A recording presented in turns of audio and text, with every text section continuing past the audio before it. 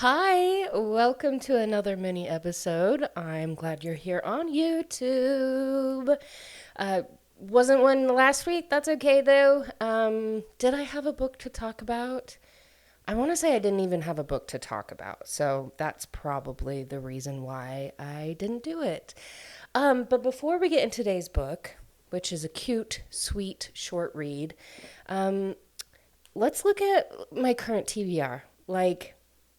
It's going to be not quite a long list, but I just don't know what to choose next. I really want to read Flawless. Is that what it's called? Flawless by Elsie Silver. Elsie, is it Elsie Silver? I'm pretty sure it's Elsie Silver. I've heard crazy things about it, or not crazy. Okay, I haven't heard crazy things about it. And it says that I read this like last year, but I don't remember reading it. And so I'm going to read it. So, what if I did an episode on it and I had already done an episode on it? That would have been so embarrassing. So, I'm gonna see if I actually did an episode on it. I don't think I did. And then I have Phantasma by Kaylee Smith. I think that's what it is. Sorry, it has like the Kindle Unlimited thing on the bottom, so I can never see like what the author's name is. I do have The Kingmaker by Kennedy Ryan. I've seen that one a lot everywhere. So, and then this one I found on TikTok. It's called Time Born by Sarah Samuels. It really sounded intriguing, like the synopsis of it. So let me download it and we can read the synopsis. It's a time travel romance, I guess, which I haven't read a time travel romance in a really long time. Like, they're not very common. Okay. Oh, wow. This is a really long summary. Let's see. So, when the ancient scriptures are uttered, you never know what might happen under the blinding full light of a moon. Is the skilled fighter, and then her boyfriend betrays her and threatens her life, setting off a string of events that catapults her back in time from 21st century Seattle into 3rd century Rome. The discovery that she is a time-born, which is one with ability to travel across time. And then she finds herself under the protection of Roman Alexander, a former gladiator and bodyguard to the emperor. Ooh, okay, I think I might want to read this one next. That sounds really good. And I hope it is, because the summary sounds good, so you just hope that it is good. Okay, so My Temptation by T.L. Swan. Love her books. They're very business, very corporate. And something about that I'm like, oh, okay. I have Spookily Yours, which is something Chapman, Jennifer Chapman, I think. And then I have the Happy Ever After playlist by Abby Jimenez, which I know I love a good Abby Jimenez. Wings So Wicked, something Wood. Let's see, who is it? Emily Blackwood. I've read books from her before and have enjoyed them. Let's see, I have The Match by Sarah Adams. I have Fairy which I saw it on TikTok. Like, people are going crazy about it, but it's a really, really long book. Like 800 pages, 900 really long. I have Bridesmaid for Hire by Megan Quinn. Maybe I'll read that one next. I don't know. Sins of a King, Emma Slate. The Inn on Harmony Island by Anne-Marie Meyer. Blood of Hercules, Jasmine Moss. We have Mia Sheridan still with Unwanted. I think I've said these ones after now. So, yeah, that's kind of my little TBR currently. Let's talk about this book, though. This book, where did I pick it up at? Ooh, I think I bought it from Barnes & Noble. I think in my online order. So this is called The Burnout by Sophie Kinsella. And never heard of her before, never heard of this book. She lives over in the UK. This is based in the UK. So I read it with an accent too, like a British accent. It was just fun. It was cute. It was funny. It was clean. Like, I wouldn't care. Like, Mother Sister Standard, yeah, they can both read them. Um, I enjoyed it. I just am not crazy about it, so I don't think I will like have them read it. If they want to read it, they totally can. But this is a closed door romance, so it has spice because it has the closed door situations. But again, it's closed door. Like they make out, and I don't think they even there's anything like super sexual in this book. But it's very much of like hate to love. So Sasha and Finn are our main characters in this book, and they both went to this inn, the Rilston. So when they were kids, every summer they didn't know each other, and they didn't know that they both had attended when they were kids. But their families would always go to this hotel and this beach and take surfing lessons from this guy that they all knew was Terry, and they would just had so many memories there. So fast forward to when they're adults, that Sasha, she is in like the tech industry, and she's in the marketing department, and she's so overwhelmed. Like the company's not being run very well, and she's so overworked and just is kind of like going insane. And she just like hits her breaking point. She's just like, I can't do this anymore. And she is like trying to quit.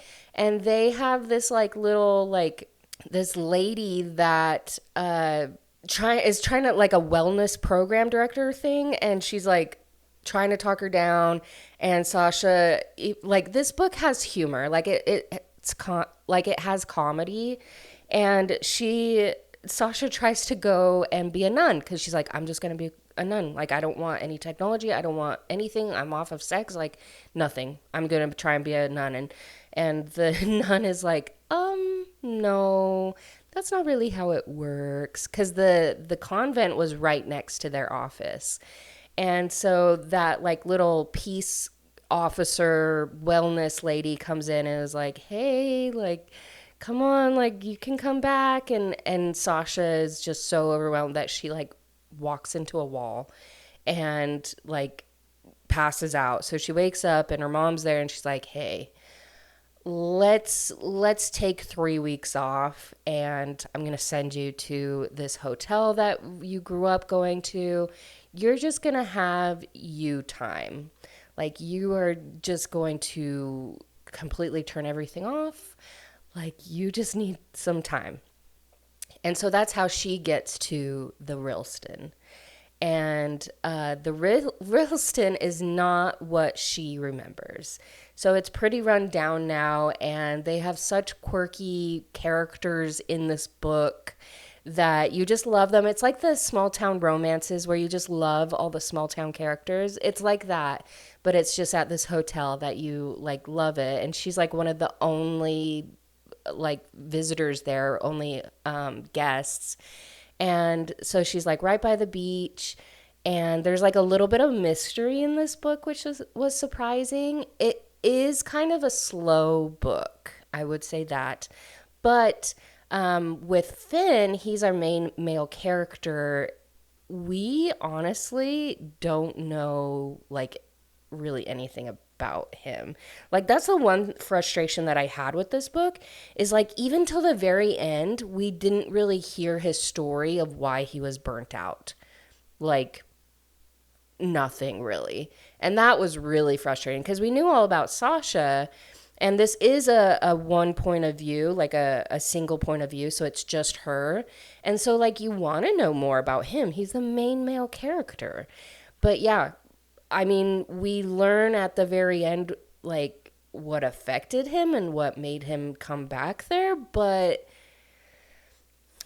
I don't know his background. I don't know if he has any siblings. I don't know his family. I don't know anything about him, and that was kind of interesting. It was kind of frustrating because I'm like, I want to like him. He seems really quirky and has a personality. But there wasn't any depth to him, and so I couldn't like really get on his side. So yeah, that was a kind of a letdown. But yeah, he seemed good. Like he had a lot of personality, because they instantly don't like each other. Like they get off on the wrong foot, and they have all these assumptions about each other, and then it's kind of funny, like they're fighting for this rock on the beach, and so there's like all that tension, and then it happened, like it comes to a head, and they're like, no, I'm sorry, like I didn't mean to make those assumptions, and then they slowly start this kind of little relationship during these 3 weeks, and it's pretty quick, but in the story it seems really slow. It's very interesting, but overall I really liked the plot because it did have that mystery. Like there's these messages in the sand that keep popping up, and they're like, who is this? And they think it's like an art exhibit type thing, and then we meet Terry, who's the surf instructor, and you get to know a little bit about his story, and you like love him,